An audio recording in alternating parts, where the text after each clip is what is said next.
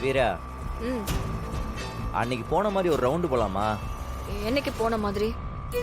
அதான், அன்னைக்கு ஒரு ஹஸ்பண்ட் அண்ட் ஒய்ஃப் சவாரி ஏத்திக்கிட்டு பானிபூரி சாப்பிட போனோமே. அவங்க கூட மாசமா இருந்தாங்களே, மறந்துட்டியா?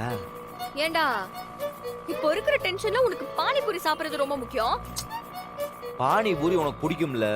முதல்ல அந்த வீடியோ எடுத்தது யாருங்கறத கண்டுபிடிக்கணும். ஏய், லைஃப்ல எப்பயுமே ஏதாவது ஒரு பிரச்சனை, டென்ஷன் இருந்துகிட்டே தான் இருக்கும். அதுக்காக பானிபூரி சாப்பிடாம இருக்க முடியுமா? தட் மீன்ஸ் நமக்கு பிடிச்சத பண்ணணும்னு சொல்ல வந்தேன். ம், இவன் எதுக்கு இந்த நேரத்துல கூப்பிடுறான்? சொல்றா. டேய் எங்கடா போயிட்ட? ஒரு முக்கியமான விஷயமா போனோம், வந்துட்டு இருக்கோம், வந்து சொல்றேன். என்னன்னு இப்பவே கேளு. டேய் பரவாயில்லடா, இப்பவே சொல்லு. பரவாயில்லையா? ஏய் மரா, கால ஸ்பீக்கர்ல போடு, விஜய் இருப்பா. ஆ, ஆ. ம். அது ஒண்ணும் இல்ல கார்த்தி. அண்ணனோட ஆக்சிடென்ட்ல ஒரு பொண்ணு சம்பந்தப்பட்டிருப்பாளோன்னு ஒரு சந்தேகம். அதான் அதனாலதான் அத பத்தி கொஞ்சம் விசாரிக்கலாமேன்னு வந்திருக்கோம். பொண்ணா? என்ன சொல்ற வீரா? ஆமா கார்த்தி, ராகவன் மாமா இந்த கேஸ்ல இருந்து வெளியே வரக்கூடாதுன்னு சொல்லி ஒருத்தி நினைக்கிறான்.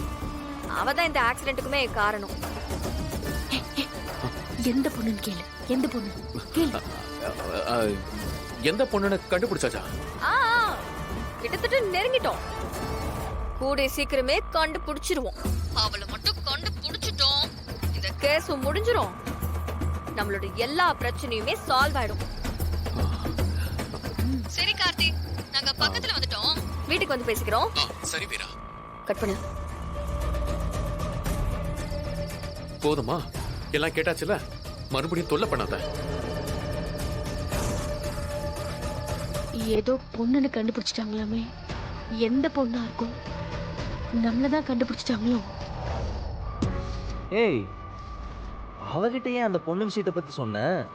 அவ ஏதாவது கெடுத்துட பாப்பா. மாறா, எனக்கு சந்தேகமே அவ மேலதான். அவளுக்கு தெரியணும்னு தான் சொன்னேன்.